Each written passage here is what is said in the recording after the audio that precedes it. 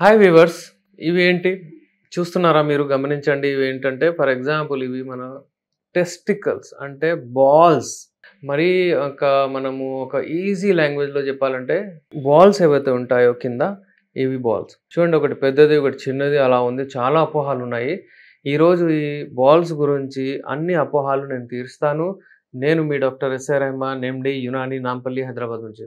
Viewers, మీరు గమనించినట్లయితే left testicle ఏదైతే ఉంటుందో అండ్ బాల్ ఏదైతే ఉంటుందో అది కిందికి ఉంటుంది, రైట్ పైకి ఉంటుంది. ఇది నార్మల్.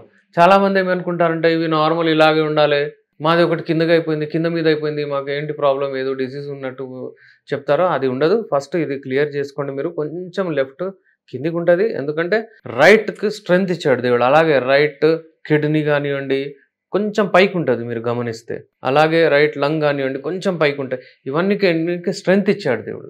అలాగా అయితే ఈ బాల్స్ ఏంటంటే ఇలా ఉంటాయి, కానీ ఎప్పుడు కింది మీద మూవ్ అవుతూ ఉంటాయి. ఇవి వేరే బాడీ పార్ట్స్ ఏవైతే ఉన్నాయో మనవి, ఫర్ ఎగ్జాంపుల్ లంగ్స్ కానీ కిడ్నీ ఎప్పుడు మూవ్ అవ్వవు. అలాగే చెవి ఉంది మనది, ముక్కు ఉంది మనవి, కళ్ళు ఉన్నాయి, అవి కింద మీద అవ్వవు.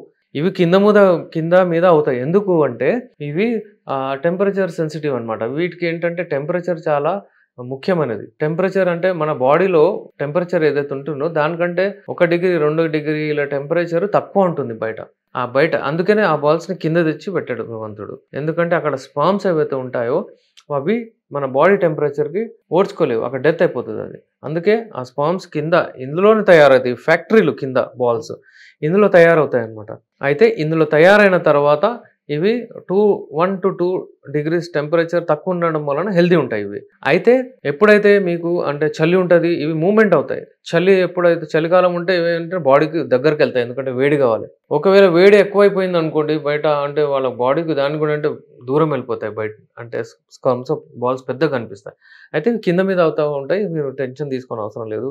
కానీ ఎప్పుడంటే ఒకవేళ చాలా పెద్దగా అయిపోయి ఇంజురీ, ఫర్ ఎగ్జాంపుల్ క్రికెట్ ఆడేటప్పుడు మీకు బాల్ మీద దెబ్బ తాకింది, ఈ సైజ్ ఉండాలి మీది, ఇలా అయిపోయింది, ఇమ్మీడియట్గా మీరు రష్ అవ్వాలి, డాక్టర్కి చూపించాలి.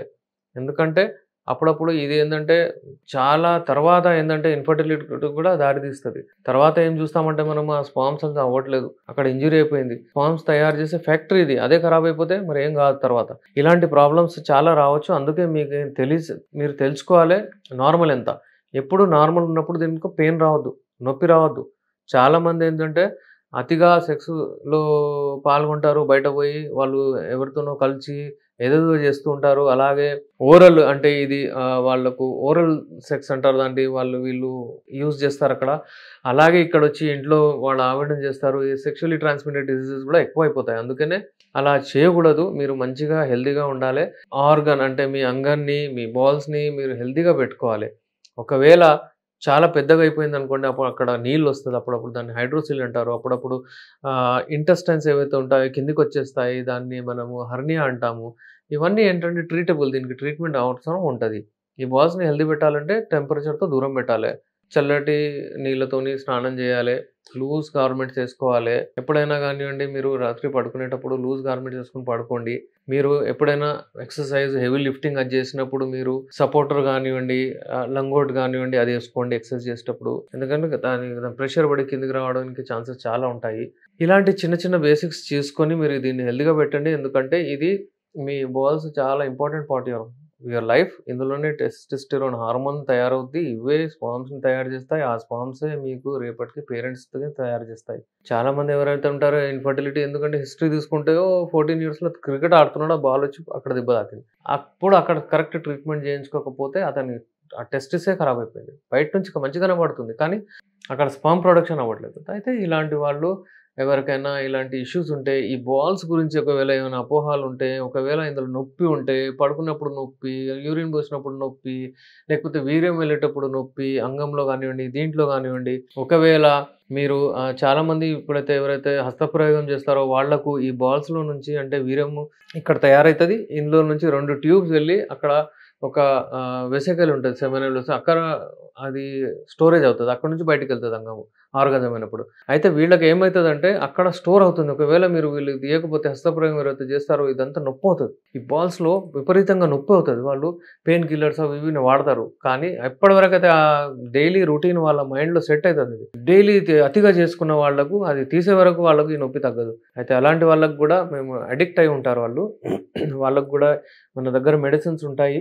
ప్రయోగం చేయకుండా మంచిగా హెల్తీ ఉండేలాగా ఈ బాల్స్ అంటే మీ ఫినాయిల్ హెల్త్ మంచిగా చేసి మేము ట్రీట్మెంట్ ఇస్తాము. ఎవరికైనా ఇలాంటి ప్రాబ్లమ్స్ ఉంటే మా దగ్గర యునాని మెడిసిన్స్ ఉన్నాయి.